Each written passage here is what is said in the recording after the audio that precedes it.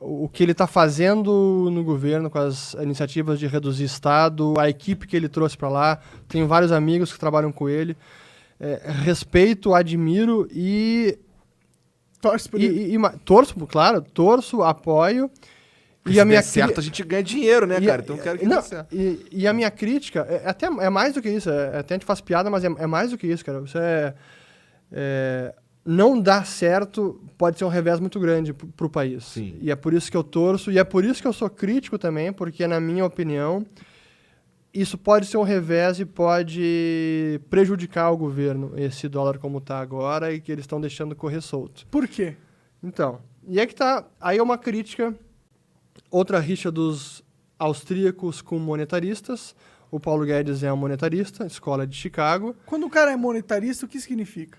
É da escola de Chicago, onde o principal expoente é o Milton Friedman. Entendi, mas eles são muito ligados à moeda, eles acham que a moeda é muito importante. Sim, exato, e eles têm algumas ideias com relação à moeda que divergem dos austríacos. A começar, o próprio Banco Central, para eles é ok o Banco Central.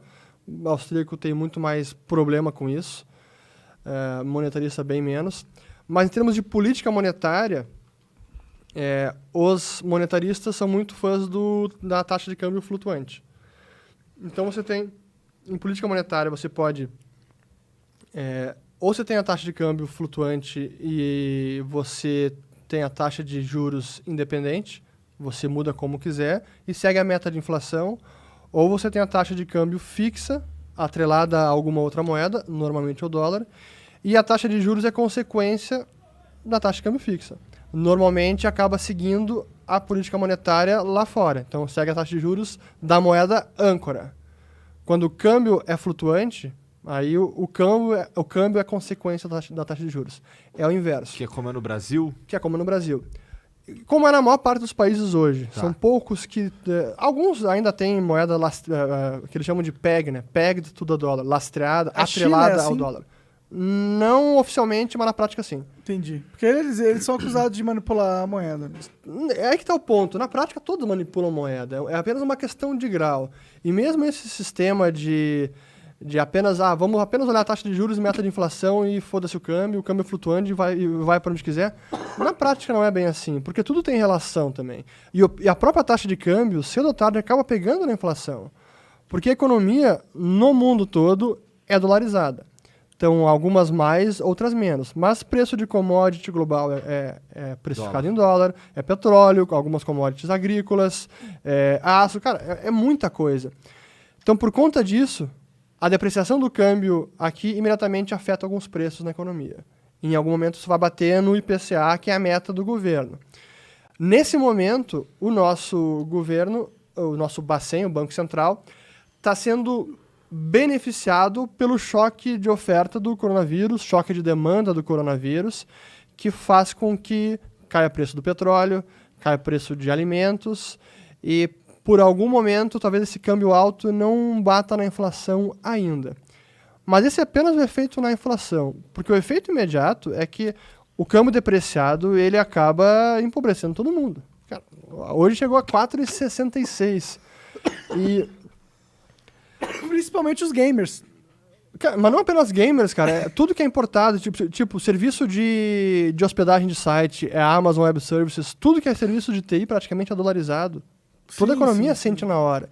Então tem vários serviços, vários outros produtos importados, na hora isso afeta a economia e isso empobrece a população. E aí, qual é a minha rixa com o Guedes e com o Roberto Campos Neto agora? Por que eu tenho criticado tanto? Porque, sim, a política monetária é câmbio flutuante. Mas, mesmo assim, você pode atuar no câmbio de forma indireta e com a comunicação também. Banco Central, hoje, a prática de Banco Central é um pouco arte, um pouco ciência, até mais arte do que ciência. E uma das características de banqueiro central, uma das ferramentas, é a comunicação. O que eles chamam hoje de... para ficar bem bonito, é o forward guidance, a orientação prospectiva. Que isso? É, bonito, né? Que coisa linda. Isso quer dizer, cara, o que você falar tem importância.